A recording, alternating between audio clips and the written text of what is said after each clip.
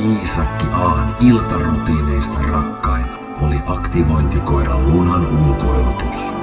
Vanhoja luita kolotti, mutta pimenevä ilta piilotti lohdullisesti ruman betonin harmauden ilta-auringon lämpimään kajoon. Tilasin ruokalähetyksen huomiseksi. Uuden hoivarobotin pitäisi saapua minä päivänä hyvänsä. Yritä pärjäillä ja mieti sitä neuroporttia. Terveisin poikasi.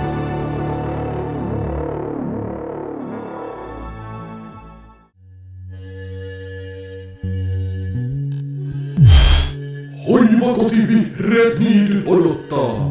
Vaivaton elämä oman aivotoimintaan optimoidulla robottiavustajalla voisi olla todellisuutta jo tänään. Asenna neuroportti ja pääset jonon ohi.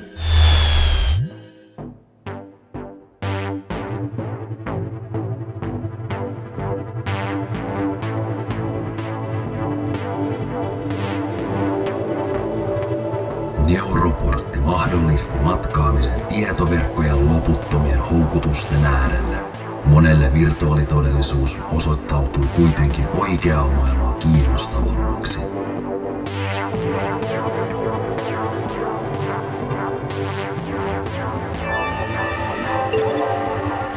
Asenna neuroportti jo tänään lähimmässä mielikeskuksessa ja pääset jonoihin käden käänteessä. Jonotusnumerosi on tänään 4, 5, 1, 0. Tuollaisten aivojen sulatusporttien asenna.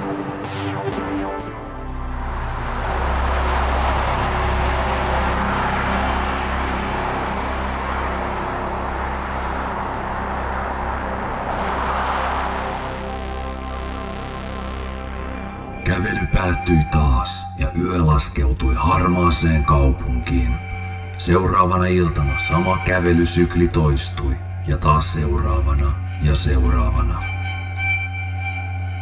Minut on siirretty työtehtäviin pohjoiseen. Joudun lähtemään välittömästi. Minusta ei ole etänä paljon apua. Portti helpottaisi meidän kaikkien elämää. Ruokatilaukset on tehty kuun loppuun asti.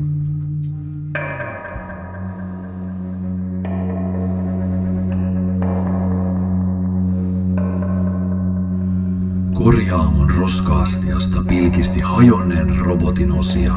Malli oli vanhukselle tuttu. Olihan hän koko ikänsä toiminut biometallihitsaajana ja AI-kouluttajana pohjoisen konetehtaissa. Hän päätti ottaa robotin matkaansa.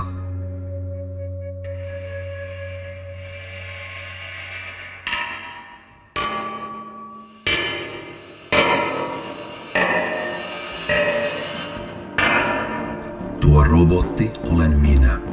Vanhus puhalsi kipinän tuleksi, niinpä ryhdyin hoivaajaksi.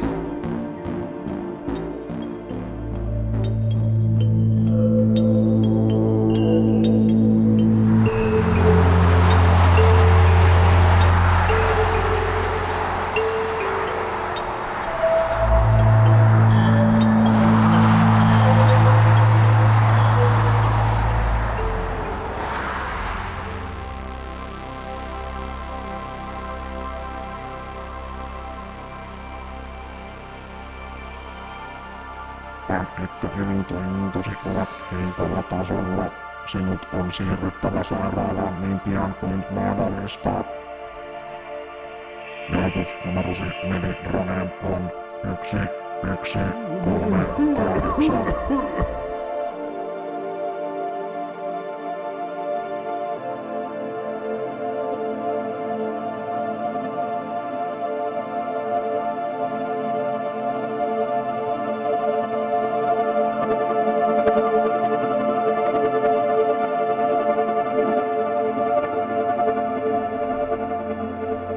Hoivakoti Vihreät niityt toivottaa sinut tervetulleesi uuden elämäsi pariin.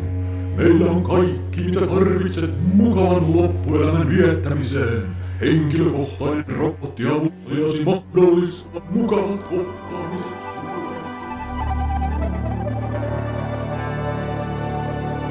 Ihmiskunta vanhenee ja häviää hitaasti. Me koneet kyllä pärjäämme tässä uudessa maailmassa.